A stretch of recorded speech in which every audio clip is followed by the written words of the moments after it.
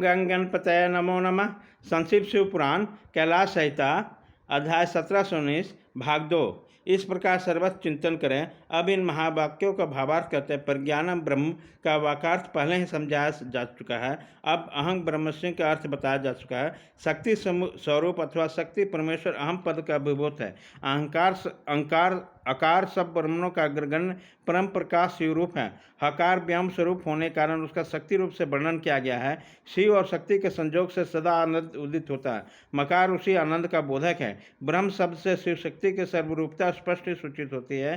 पहले इस बात का उपदेश किया गया है कि वह शक्तिमान परमेश्वर मैं ही हूँ, ऐसी भावना करना चाहिए। अब तत्वमासी का अर्थ कहते हैं। तत्वमासी इस वाक्य में तत्पद का वही अर्थ है जो सोहम अस्मि में सह का पद अर्थ बताया गया, अर्थात तत्व सत्यात्मक परमेश्वर का ही वाचक है।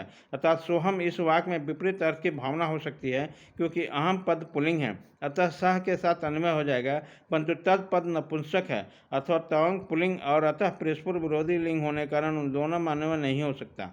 जब दोनों का अर्थ शक्तिमान परमेश्वर होगा तब अर्थ में समान लिंगता से अन्वय में अनुपपत्ति नहीं होगी। यदि ऐसा न माना जाए तो स्त्री पुरुष जगत का कारण किसी और भी प्रकार होगा। इसलिए सोहम अस्मि का सह और तत्वमासी का तत्व ये दोनों समानार्थ हैं। इन महावाक्यों के उपदेश से एक ही अर्थ का भावना का विधान है। अब अयमात्मा ब्रह्म का अर्थ बताया जाता है। अयमात्मा ब्रह्म इस वाक्य में अयम और आत्मा ये दोनों पद पुल्लिंग के रूप में है, अतः यदि अन्वय में बाधा नहीं है, अयम शक्तिमान परमेश्वर रूप आत्मा ब्रह्म है। यह सब इस वाक्य का तात्पर्य है। अब ईशा वास्मिदम सर्वम का भावार्थ बता रहे हैं। परमेश्वर से रक्षणीय होने के कारण संपूर्ण जगत उसमें व्याप्त है। अब प्राण प्रज्ञानात्मा और यदि वे तन्मुत इन वाक्यों के अर्थ पर विचार किया जाता है। मैं प्रज्ञान स्वरूप प्राण हूँ। यहाँ प्राण शब्द परमेश्वर का ही वाचक है। जो यहाँ है वह वहाँ है, ऐसा चिंतन करें। यहाँ अतः तत् का अर्थ क्रमशः यह और सह है, अर्थात जो परमात्मा यहाँ है वह परमात्मा वहाँ, ऐसा सिद्धांत पक्ष का अवलंबन करने वाले विद्वानों ने कहा है। उपयुक्त वाग में यदमूत्र तदन्वय इन वाक्यांश का भाव यह है कि योत्र मूत्र स यह स्थित है, अर्थात जो परमात्मा वहाँ परलोक में स्थित है वही इस लोक में स्थित है। इस प्रकार विद्वानों का पहले समान ही परम परमात्मा का अर्थ यहाँ अभिष्ट है। अब अन्य देव दधो अविदिता दधि इस वाक्य पर विचार करते हैं। इस वाक्य में जिस प्रकार फल की विपरीतता भावना होती है उसे यह बताता हूँ।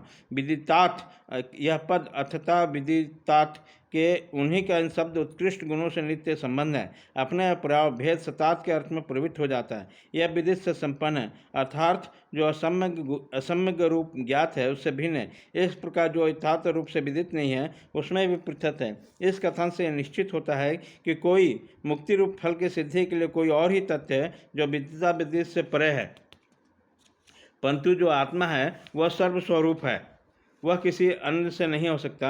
अतः आत्मा ही ब्रह्म आदि पद पूर्वक शक्तिमान परमेश्वर शिव के ही बोधक है, यह मानना चाहिए। अब ऐसा तो आत्मा तथा यह चायंग पुरुष है, इन दो वाक्यों के अर्थ पर विचार किया जाए। यह तुम्हारा अंतर्जामी आत्मा है जो स्वयं ही अमृत स्वरूप शिव है। यह जो पुरुष में संभव है वही सूर्य में स्थित है। इन दोनों में कोई भेद नहीं है। जो पुरुष में है वह आदित्य में है और इन दोनों की पृथकता नहीं है, वह तत्व एक ही है। उसी को सर्वरूप कहा गया है। पुरुष और आदित्य इन दोनों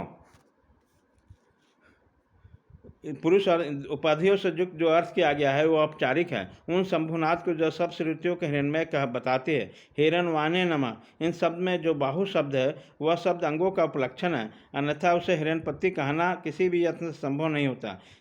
छांदोग्य प्रसन्न में यह श्रुति है, यह है सुरन द्वितीय हिरण्यमय पुरुषोदृश्यते हिरण्य सुशिरण्य कैसे अप्रख्यात सर्व एवं स्वर्ण।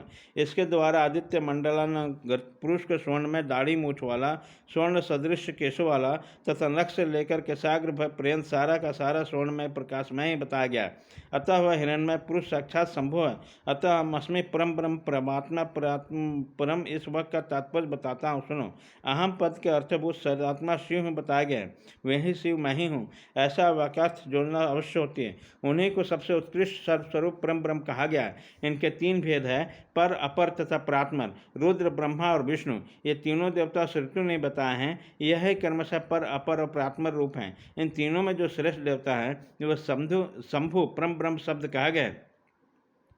वेद शास्त्र और गुरु के वचनों से अभ्यास से शिष्यों के हृदय में स्वयं पूर्णानंद शंभु का प्रादुर्भाव होता है। संपूर्ण भूतों का हृदय में विराजमान शंभु ब्रह्म स्वरूप